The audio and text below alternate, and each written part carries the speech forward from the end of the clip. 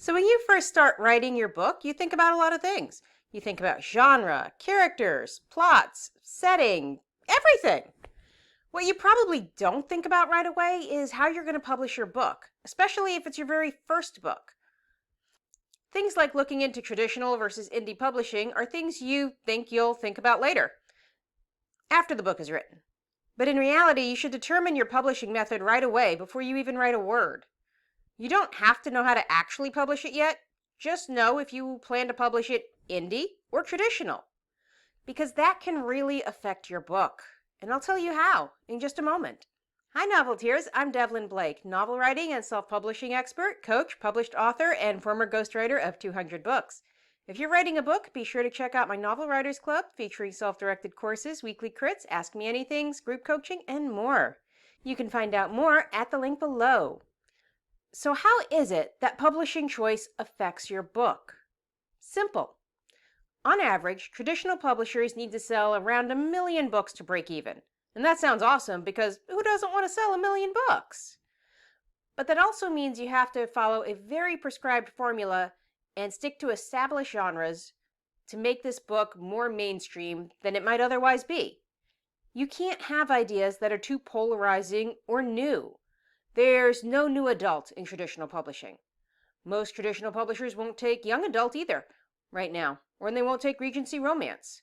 They won't take westerns or speculative fiction or stories written about marginalized groups that don't tick every single box on their little checklist of diversity for own voices. There's a whole lot of things traditional publishers won't take right now, and that list is always changing. This is something I go into more in depth for my clients and my membership site. But back to books. Yes, you might sell 1 million books with a mainstream publisher, but it's likely not going to be the story you actually wanted to write.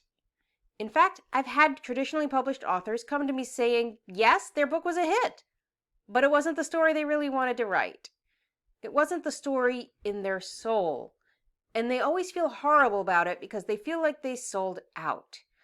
So yes, their story was successful, but by the time they finished with all the changes, it wasn't their book anymore. Now, I did want to say there's absolutely nothing wrong with wanting to be commercially successful. There's no need to live like a starving artist. People like Shakespeare and Charles Dickens and Mark Twain actually wrote for the masses, and there's nothing wrong with that, especially since there are more writers living at the midpoint now and making a full-time living than any other time in all of human history.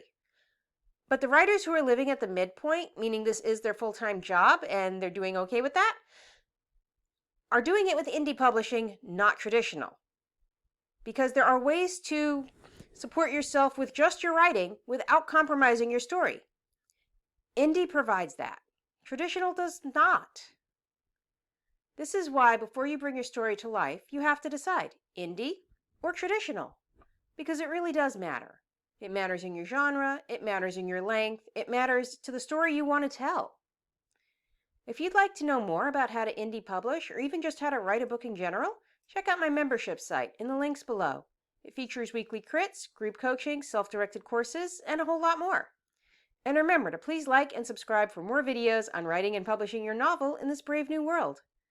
This is Devlin Blake saying right on.